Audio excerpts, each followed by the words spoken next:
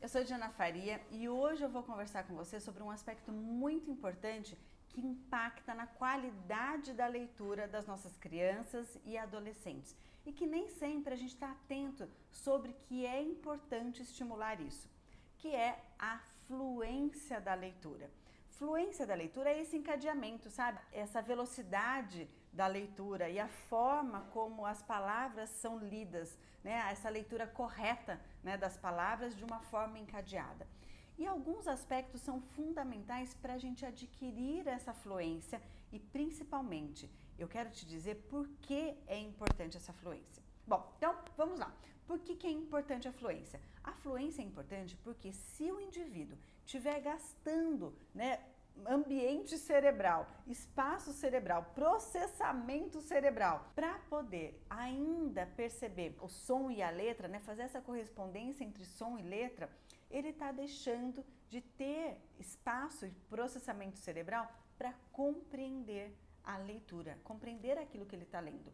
Então ele está usando a memória operacional dele, ele está usando o processamento cerebral ainda para algo que é básico, né? Que é essa correspondência entre som e letra, de decodificar a leitura, né? Descobrir quais são as palavras. E aí ele vai estar menos conectado provavelmente ao conteúdo, à compreensão daquilo que ele está lendo. Então isso faz um impacto muito grande.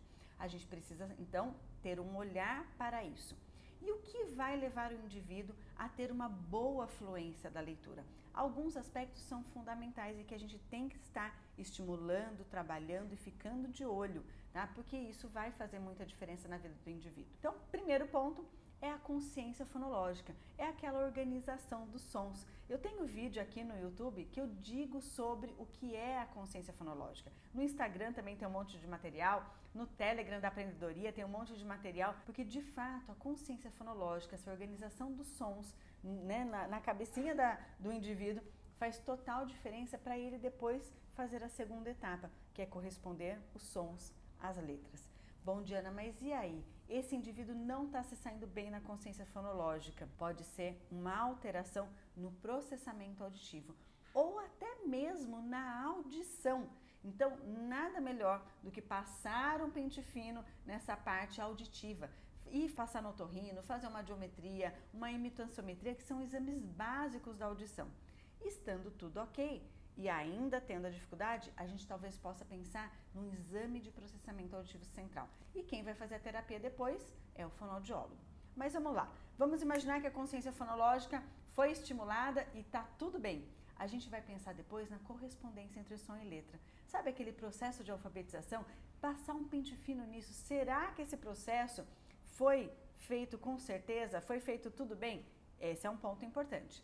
Um outro ponto importante é tudo que é relacionado à ortografia, as regras da nossa língua, aquilo que a gente já sabe que sempre acontece, tem que deixar explícito para o indivíduo que tem dificuldade de aprendizagem. Às vezes perceber que o S entre duas vogais sempre vai ter o som de Z, ou o R no meio de duas vogais sempre vai ter o som do rareriroru. Isso é algo que muitas vezes a criança aprende com naturalidade, mas às vezes não, você tem que explicitar. As outras regras, né? Quando que é G e quando que é G, a gente às vezes não consegue determinar, mas a gente consegue dizer para a criança que o J e o G, nessa posição do E e do I, sempre vai ter som de G e de G na leitura. Então isso é algo importante. E que se tiver o U, não é G e G, é G, né? É Gui. Então são coisas que algumas crianças aprendem aparentemente naturalmente, já vão tirando as conclusões, já vão fazendo as generalizações a partir de uma palavra, já percebe que aquele mesmo elemento está em outra palavra e já generaliza.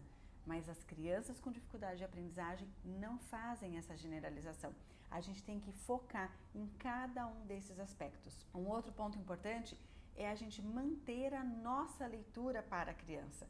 Mas por que, Diana, você não está trabalhando na fluência da leitura? Não é ela que tem que ler? Sim, ela tem que ler, mas nós também temos que ler para a criança. Por quê? Porque essas regularidades da nossa língua, essas formas como as frases são construídas, a gente já vai pegando o jeito através da leitura do outro também para a gente. E isso vai acelerar esse processo de fluência. Porque se ela já sabe que depois de, por exemplo, eu fui ao ou no, ela já vai saber que ela vai encontrar isso na sequência. Então o cérebro já vai se preparando, quando ele conhece essa estrutura da nossa língua, o que vem depois do que, né? E isso ele vai pegando através da leitura, mesmo que ouvida do outro, né? Isso já facilita para que ele saiba o que esperar depois de uma outra palavra, porque sempre vai vir mais ou menos as mesmas estruturas. Então é importante a gente continuar sempre lendo para as nossas crianças, mesmo que a gente queira que ela melhore a leitura dela. A gente faz as duas coisas em paralelo. Ok? Bom, eu vou deixar uma série de atividades sempre lá no Telegram, com dicas, com estratégias. Então, se você ainda não está no canal do Telegram da Aprendedoria, te espero lá, porque sempre tem muito material por lá. Ah, lembra de curtir aqui esse vídeo, compartilhar e se você ainda não está inscrito na página, se inscrever e também convidar alguém para se inscrever com você. Até mais!